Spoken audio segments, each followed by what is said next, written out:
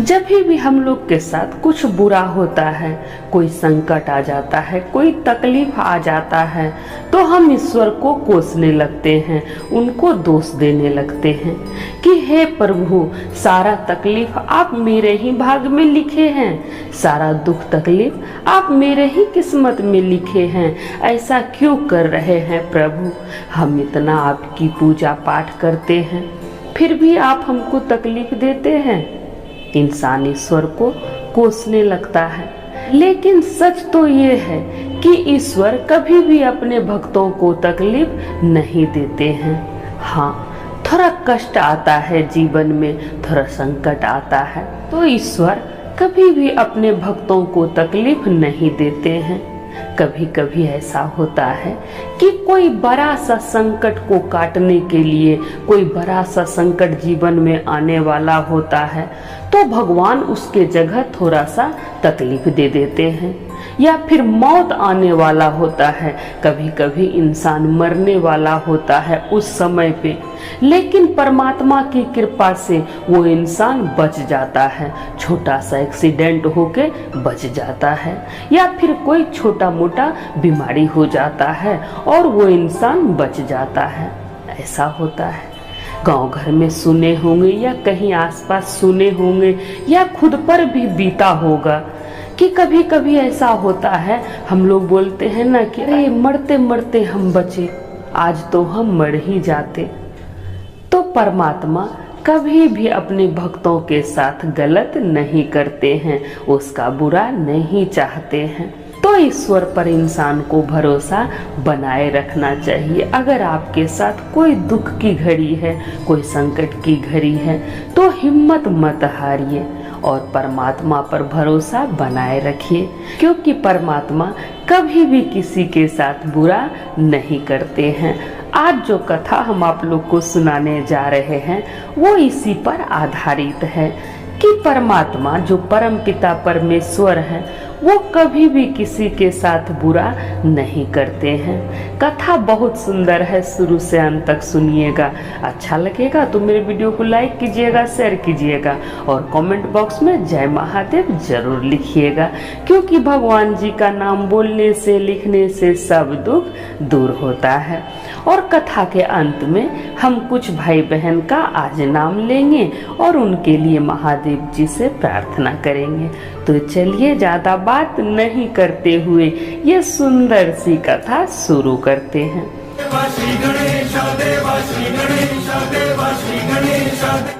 किसी गांव में दो सहेली रहती थी, दोनों का घर परिवार था।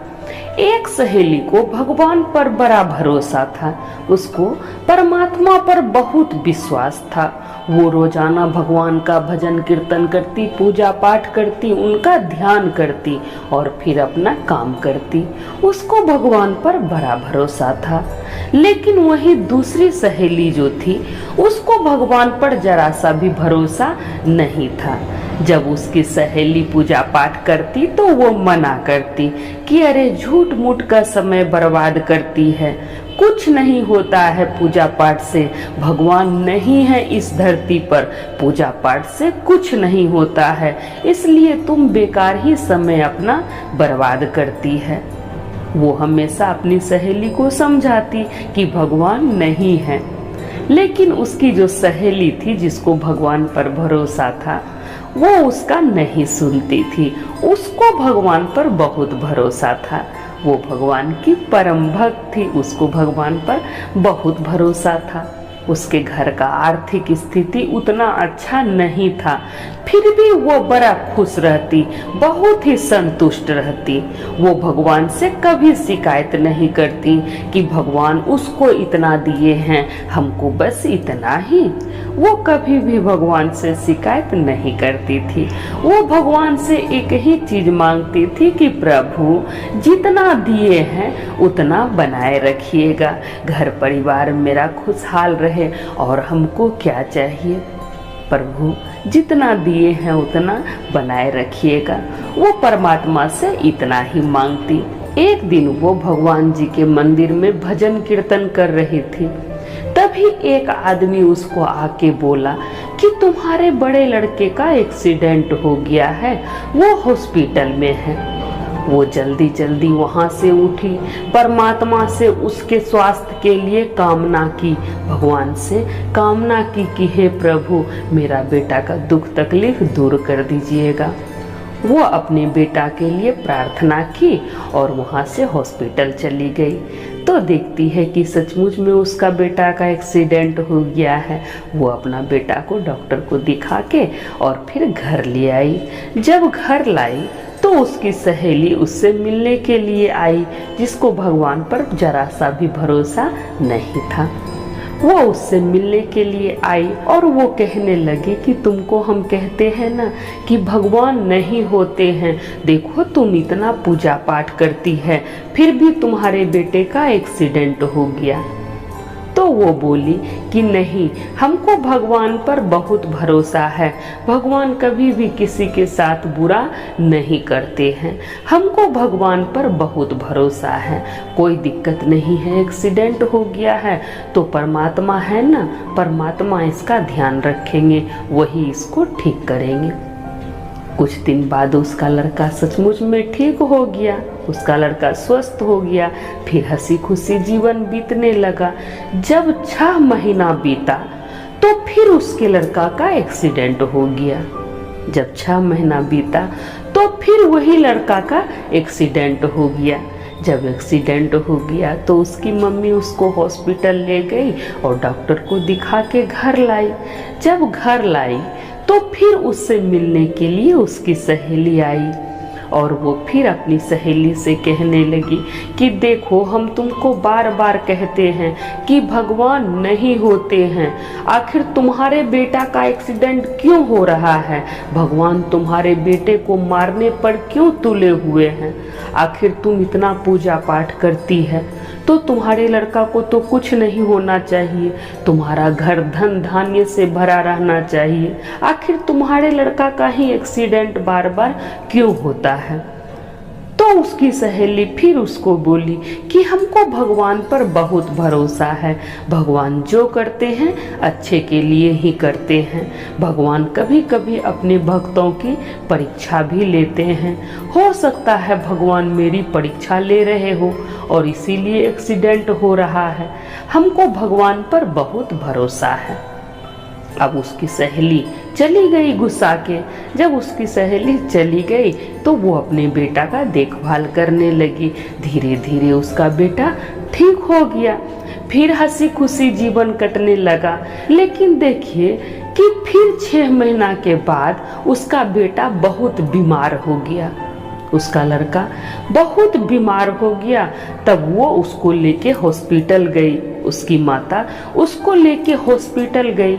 जब उसकी सहेली को पता चला कि वो बहुत बीमार हो गया, मेरी सहेली का लड़का बहुत बीमार हो गया है, तो वो हॉस्पिटल गई देखने के लिए और अपनी सहेली को पूरा बुरा भला कहने लगी कि तुमको हम कहते हैं कि पूजा पाठ छोड़ दो, उससे कुछ नहीं होता है, देखो तुम्हारे लड़का का बार बार एक्सीडेंट होता है, जो आदमी ज़्यादा पूजा पाठ करता है उसी के जीवन में ज़्यादा दुख आता है, तुम इतना पूजा पाठ करती है इसीलिए तुम्हारा बेटा इतना बीमार रहता है, बार बार एक्सीडेंट हो जाता है और बीमार भी हो गया, हम कहते हैं तुम पूजा पाठ करना छोड़ दो।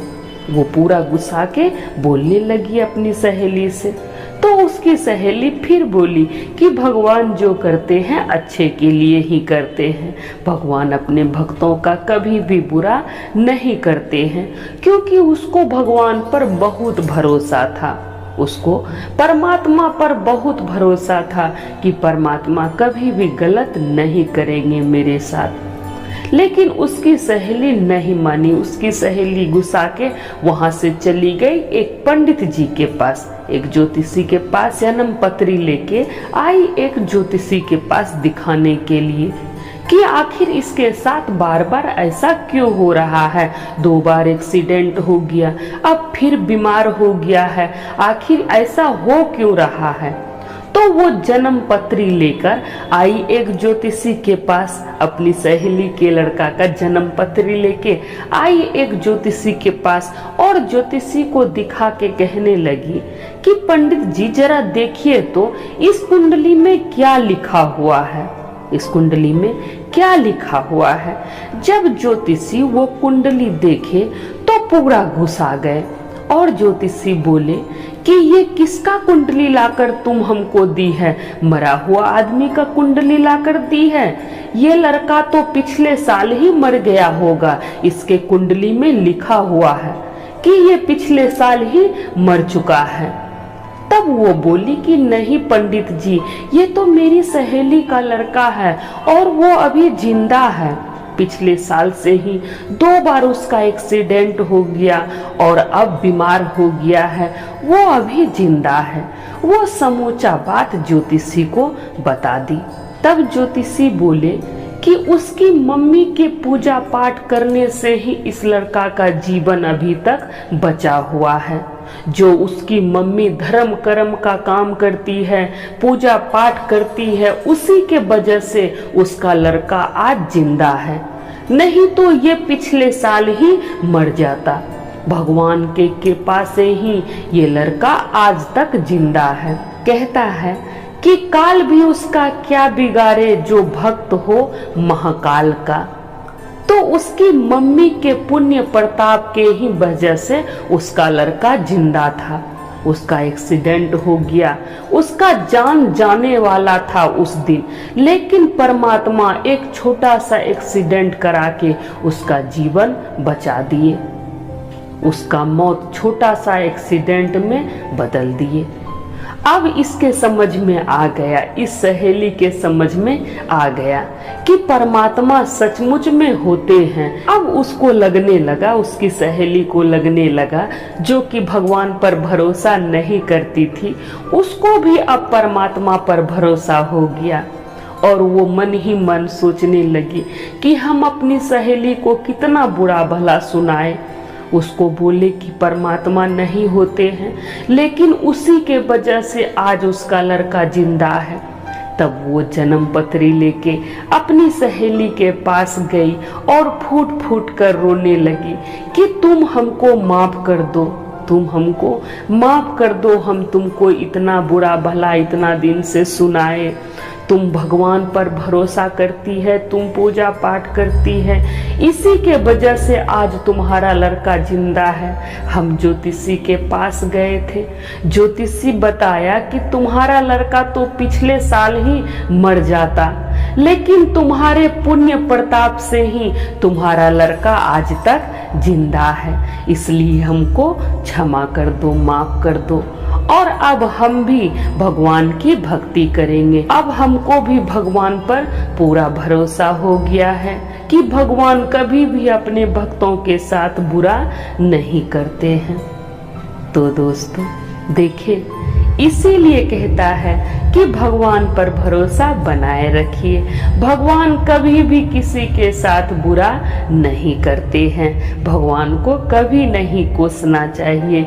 इंसान का जब काम हो जाता है तो इंसान को लगता है कि हाँ भगवान तो है, और जब काम नहीं होता है, उसके मन अनुसार काम नहीं होता है, तो वही इंसान कहता है कि नहीं भगवान तो है ही नहीं, भगवान कहीं नहीं है। तो आशा करते हैं ये कथा आप लोग को अच्छा लगा होगा। जैसा कि हम बोले थे, कथा के अंत में कुछ भाई बहन का नाम लेंगे और उनके लिए महादेव जी से प्रार्थना करेंगे। तो पहला नाम सुमन जी का है।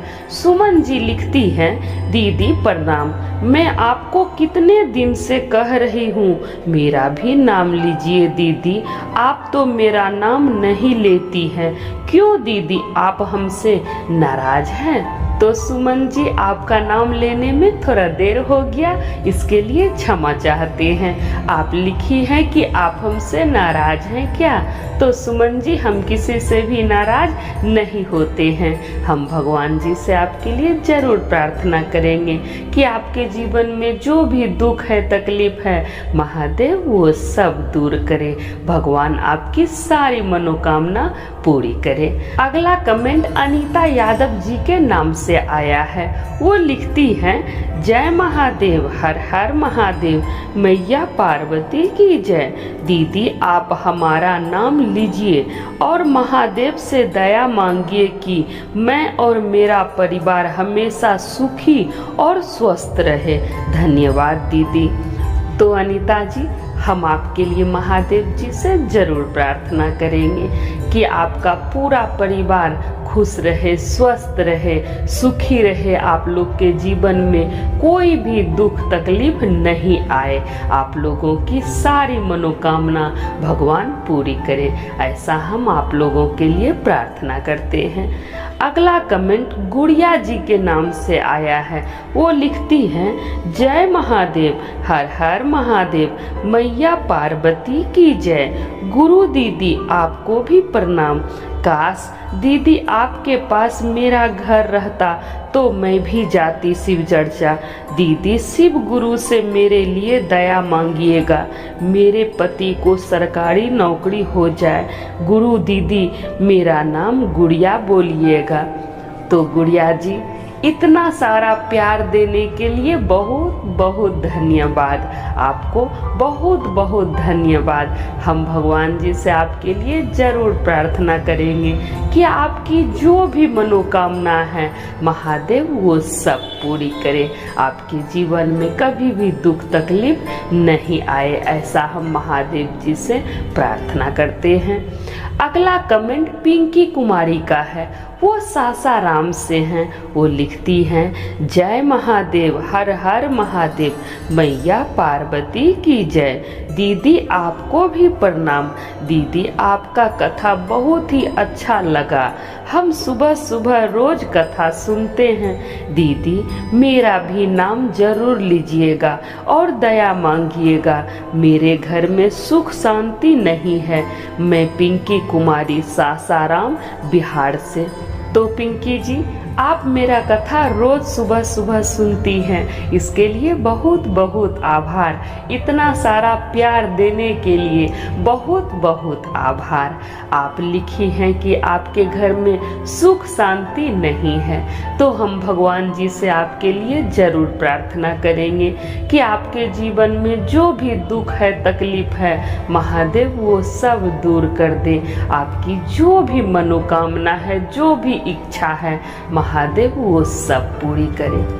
तो दोस्तों, जिसका जिसका नाम हम नहीं लिए हैं, अगले वीडियो में जरूर लेंगे। आप लोग से एक बात कहना चाहते हैं फिर से कि आप लोग जो कमेंट करते हैं उसमें अपना नाम और जगह का नाम जरूर लिखिएगा, ताकि समझने में आसानी हो। और जिस भी भाई बहन का नाम हम इस वीडियो में नहीं लिए हैं, अगले वीडियो में जरूर लेंगे। जो लोग भी ये वीडियो देख रहे हैं, सुन रहे हैं, महादेव उन सभी की सारी मनोकामना पूरी करे, ऐसा हम दिल से प्रार्थना करते हैं।